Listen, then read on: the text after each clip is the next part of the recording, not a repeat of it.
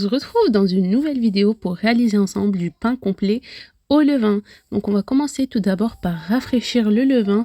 Je vous ferai une autre vidéo de levain. Donc là, mon levain, il y a de l'eau qui a noirci. Donc ça veut dire que le levain, il est devenu acide et que je dois le rafraîchir. C'est quelque chose qui est tout à fait normal. Donc là, je commence tout d'abord par mélanger le liquide avec le solide. Et dans un bol, je prends de la farine.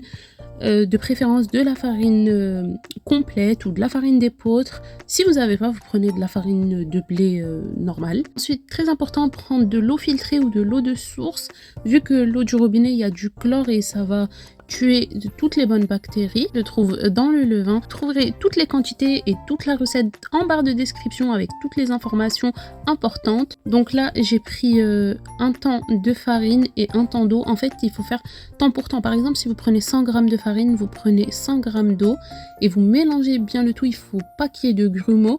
Et là, je prends mon ancien levain dans un récipient propre et je rajoute le mélange de farine et eau que je viens de réaliser. Et puis, je vais les mélanger jusqu'à que ça me fasse un seul et même levain.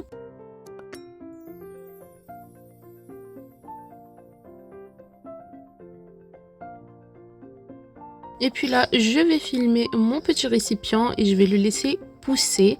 Je le couvre pas, je le ferme pas hermétiquement. En fait, il faut laisser un peu l'air entrer. Et puis après quelques heures, voici le résultat. Le levain a bien poussé. À ce moment-là, on peut l'utiliser. Donc là, je vais prendre une quantité de farine pour faire le pain et une quantité de levain. De toute façon, je vais tout vous laisser en description, toutes les quantités exactes, parce que moi je fais à vue d'œil et après dans la barre de description je vous laisse toutes les quantités exactes. Quand je rafraîchis mon levain, j'essaye de faire une grande quantité, comme ça il me reste du levain.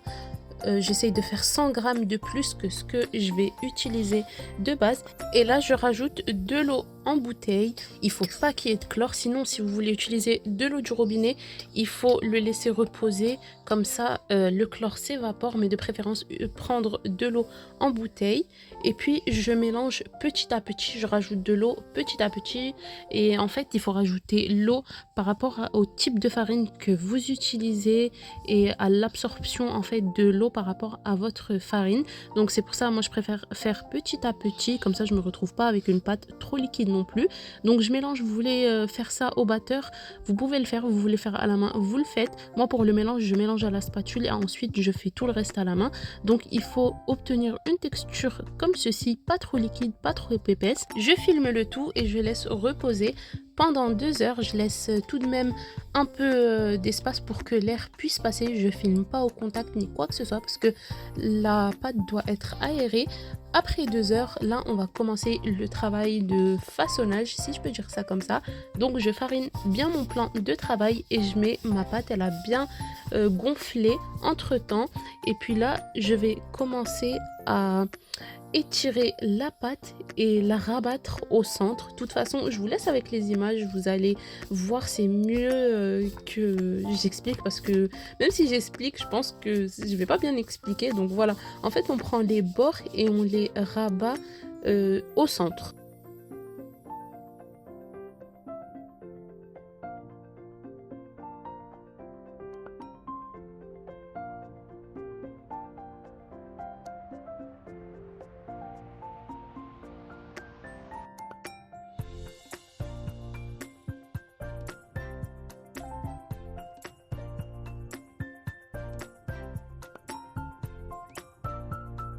Ensuite, je la pétris pendant 5 minutes environ avec un peu plus de force. On y va avec vraiment la paume de la main et tout.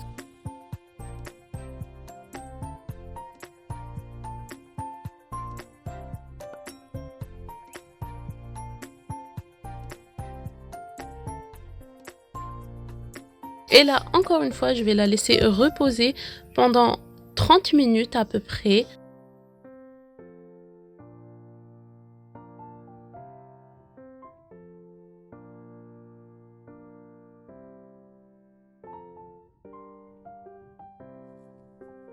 Une fois les 30 minutes passées, on refait exactement la même chose. On met une bonne quantité de farine sur le plan de travail.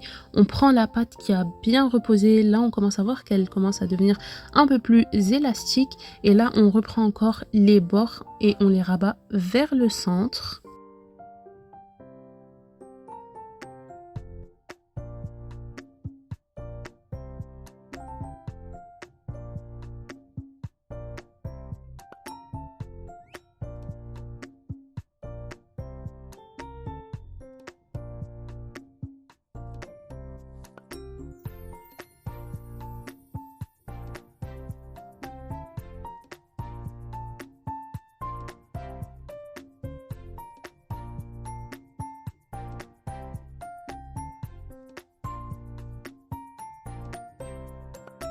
Et là, encore une fois, on va la laisser reposer pendant 30 minutes environ. Toujours dans un récipient qu'on va filmer et on laisse un peu d'air rentrer. Voilà, on filme pas totalement au contact, on serre pas le film, il faut vraiment qu'il y ait un peu d'air qui rentre. Et là, on commence à voir des bulles qui apparaissent.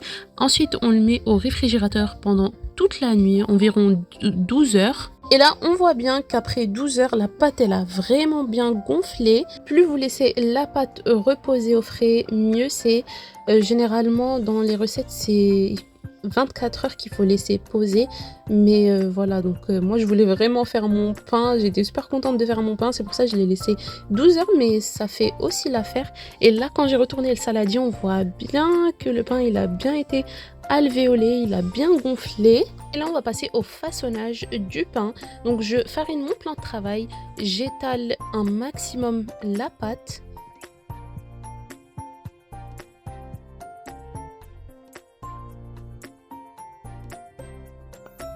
Et là, je vais commencer à la rouler sur elle-même en serrant un maximum pour créer de la tension. Et comme ça, le pain, il va plus gonfler. Très important, on retire toujours l'excédent de farine, comme ça on ne se retrouve pas avec de la farine en morceaux dans le pain.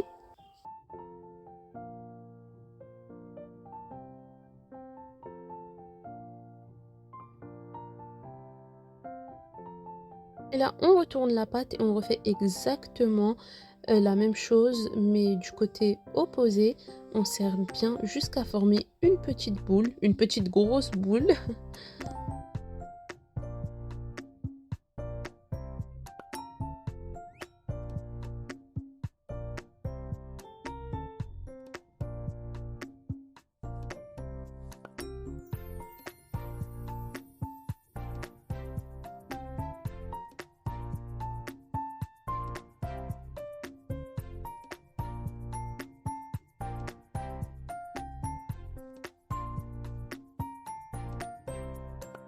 Et là, je vais commencer à façonner mon pain de la forme que je désire. Si vous voulez faire un pain long, un pain rond, un pain en forme de cœur, vous faites comme vous voulez. Donc moi, je vais faire un classique, on va dire une miche de pain. Donc je vais faire un pain rond.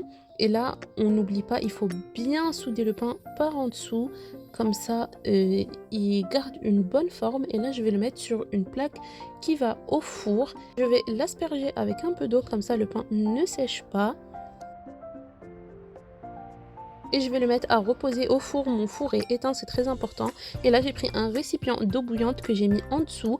Comme ça créera un peu de chaleur et un peu d'humidité et le pain gonflera. Donc là, je l'ai laissé à peu près 2h30, 3 heures. Il a gonflé, mais pas énormément. J'étais pressée, donc voilà, j'ai voulu le faire rapidement. Et puis là, on va faire un petit dessin dessus. Donc je farine le pain. Je retire l'excédent de farine et ensuite vous allez prendre soit une lame, soit un couteau bien aiguisé. C'est très important que le couteau soit bien aiguisé. Et là, on va créer les formes que l'on souhaite. Là, en vrai, j'ai entaillé trop profondément. J'aurais pas dû entailler trop profondément. J'aurais dû faire juste une fois, une ou deux passages maximum. Et donc, moi, j'ai voulu faire comme un épi de blé.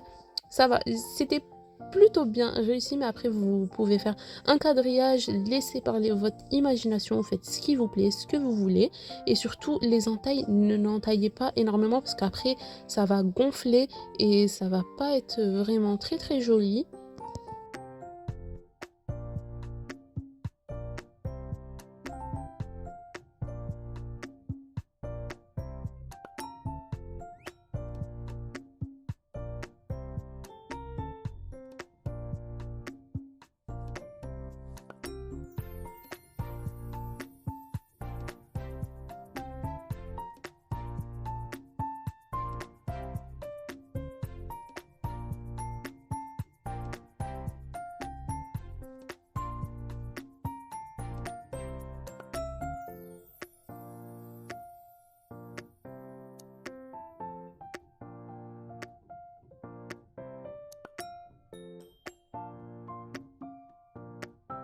Pendant ce temps-là, j'ai préchauffé le four à 200 degrés. J'ai laissé le récipient d'eau comme ça, l'eau elle frémit, voilà. Donc là, l'eau elle est frémissante et là, je remets mon pain à chaleur tournante et avec l'eau en dessous, comme ça va faire un peu d'humidité et je le laisse cuire tranquillement, voilà.